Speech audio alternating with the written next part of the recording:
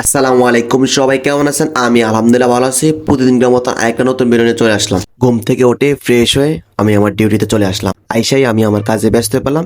এ হলো পিজার চিকেন গিলে দিয়ে বাঁচতাছি। এগুলো কিছুক্ষণ পরেই ভাজা হয়ে যাবো।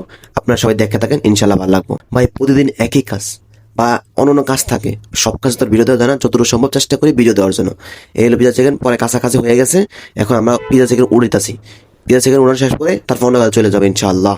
সবাই দেখে দেখে আশা করি ইনশাল্লাহ ভালো লাগবে। নতুন অবস্থায় ভিডিওতে শেয়ার কম, লাইক কম, ভিউ হয় না ভালো কইরা, মানুষ ভালোকে দেখে না, কমেন্ট হয় না, মাঝে মাঝে হতাশ হয়ে যায়। তারপরে সব কিছু মিলে আলহামদুলিল্লাহ আশা করি একসময় সব কিছু ঠিক হয়ে যাবে। এখন আমি পিজার লেগে চিজ গ্রেড করতেছি। চিজ গ্রেড করে পিজা অর্ডার দেবো। এখন হলো যা চিকেন পেরি বার্গার লেগে পেরি রেডি করতেছি। আর এই পেরি রেডি করার জন্য চিকেনটা ভালো করে মেরিনেশন দিতেছি। মেরিনেশন মানে হলো যে লবণ দিলাম, চিকেন পাউডার দিলাম, গরম মশলা দিলাম, জিরা পাখি দিলাম, ম্যাগি সস দিলাম, এগুলো দিয়ে মেরিনেশন করতেছি। ভালো করে মিক্স করে তারপর দেখবো লবণটা পারফেক্ট হয়েছে কিনা। যদি লবণটা পারফেক্ট হয় বা সব কিছু পারফেক্ট হয়, তারপরে আমাদের চিকেন পেটি বার্গার লেগে পেটি মেরিনেশন করা শেষ। এই কাজ শেষ করে তারপর ডিউটি শেষ করবো, খাওয়া দাওয়া শেষ করে তারপর বাসার উদ্দেশ্যে রওনা হবো। সবাই দেখে থাকে, ইনশাল্লাহ আশা করি ভালো লাগবে। ভাই আমরা নতুন ভিডিও করতেছি, আপনারা যদি আমরা উৎসাহ না দেন তাহলে আমরা কেমনে সামনে দেখে গেছাম।